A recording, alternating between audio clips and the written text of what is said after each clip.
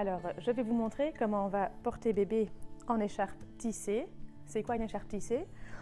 Une écharpe tissée, c'est une écharpe qui n'est pas stretch, donc qui n'est pas en tissu de t-shirt, mais qui ne bouge pas, qui n'est pas élastique. Pour installer bébé en écharpe, je vais essayer d'avoir l'écharpe déjà bien contre moi, sinon je vais devoir très très fort resserrer tantôt quand j'ai installé bébé.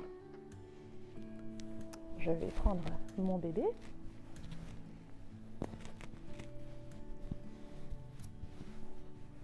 Et l'installer pour qu'il soit bien positionné de genou à genou, avec ses genoux même plus hauts que ses fesses si possible.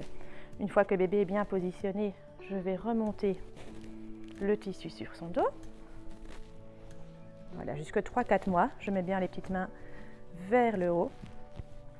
Et puis je vais aller resserrer en serrant bien à chaque niveau du tissu. Comme ça, et après l'autre côté.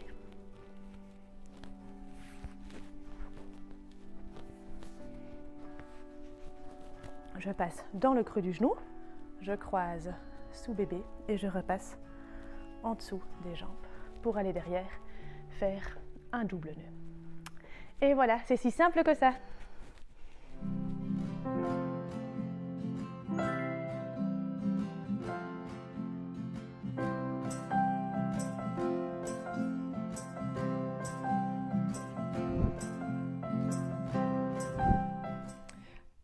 Alors, je suis Céline, je suis orthopédagogue et depuis plusieurs années, je travaille dans l'enseignement spécialisé.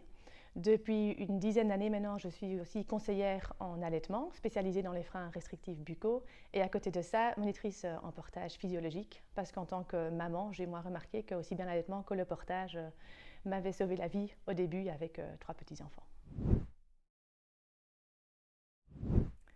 Alors, ce qui me distingue pour ce qui est des suivis en allaitement, c'est peut-être le fait que j'envoie un rapport par écrit après chaque consultation, ce qui fait qu'en tant que parent, on a tous les conseils dont on a discuté et qui parfois sont déjà un peu oubliés par après parce qu'il y a eu tellement d'infos sur papier à relire calmement quand ça vous va, et éventuellement à partager avec d'autres professionnels pédiatres ou quoi qui vous suivent. Pour ce qui est le portage, là aussi, après les ateliers, j'envoie des petites vidéos où on revoit les installations que nous avons fait ensemble. Et vous pouvez toujours aussi m'envoyer un message par Epiclan pour que je regarde, voilà, vous pouvez m'envoyer une photo, je peux regarder votre installation pour éventuellement vous donner des conseils pour le corriger. Et à côté de ça, je propose aussi un service de location, aussi bien de matériel de portage que de matériel d'allaitement. Alors, comment se déroulent les séances? Pour une consultation allaitement, on va commencer par regarder l'anamnèse, donc voir tout ce qui s'est passé depuis la conception jusqu'à maintenant, où étaient les difficultés, ce qui s'est bien passé, ce qui était plus compliqué. Et puis, en fonction de vos besoins, la séance va se dérouler. Éventuellement, je vérifie voilà, dans la bouche comment fonctionne la langue, si tout est souple, si bébé utilise sa langue correctement et tout ça. Et puis, ça dépend vraiment de la problématique, voilà, ce qu'on fait après et ce que je vous donne comme conseil. Pour ce qui est du portage, une séance de portage en prénatal, je commence d'habitude par un cadre un peu plus théorique où j'explique plus le pourquoi du portage, à quoi faire attention, quelles sont les choses voilà, importantes quand on choisit un porte-bébé ou une écharpe. Et après ça, il y a un moment de pratique où on va essayer plusieurs écharpes, plusieurs porte-bébés en fonction de vos demandes en tant que parent. Pour les portages en postnatal, ça dépend vraiment de vos demandes. Si vous avez déjà une écharpe, on part de toute façon avec le matériel que vous avez. Et si vous avez d'autres besoins, on regarde ce que j'ai encore ici. Et sinon, il y a moyen aussi tout le temps de louer des porte-bébés, aussi pour des enfants plus grands, par exemple un enfant de 4 ans. On n'utilise pas un porte-bébé tous les jours, mais si pendant 2 semaines, quand vous partez en vacances, vous êtes content d'avoir un porte-bébé bien grand, c'est possible de le louer juste la période des vacances. Alors, si je devrais donner un conseil aux jeunes parents, c'est de vous faire confiance. Souvent, instinctivement, on fait tout ce que notre bébé a besoin.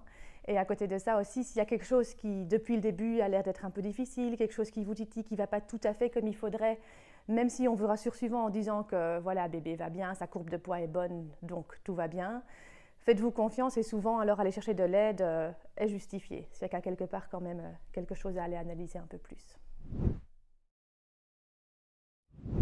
voilà, une idée fausse à propos du portage, ou une remarque qu'on entend souvent est mais vous portez beaucoup trop votre bébé, il ne marchera jamais. Mais un bébé porté, justement, le portage, il faut savoir que c'est un portage où bébé est actif, ou un bébé est tonique, c'est pas un portage où bébé pend dans un porte-bébé ou dans une écharpe. Donc un bébé porté sera plus tonique, va aussi plus sentir les mouvements du parent quand il marche, et souvent un bébé porté marche au moins aussi vite, si pas plus vite que les autres petits bébés en poussette. Voilà, dans d'autres sociétés, c'est une évidence d'aider les jeunes parents, les jeunes mamans, et tout le village s'y met pour soutenir la jeune famille. Mais dans la nôtre, ça ne l'est pas, mais ça ne veut pas dire qu'on n'a pas tout autant besoin.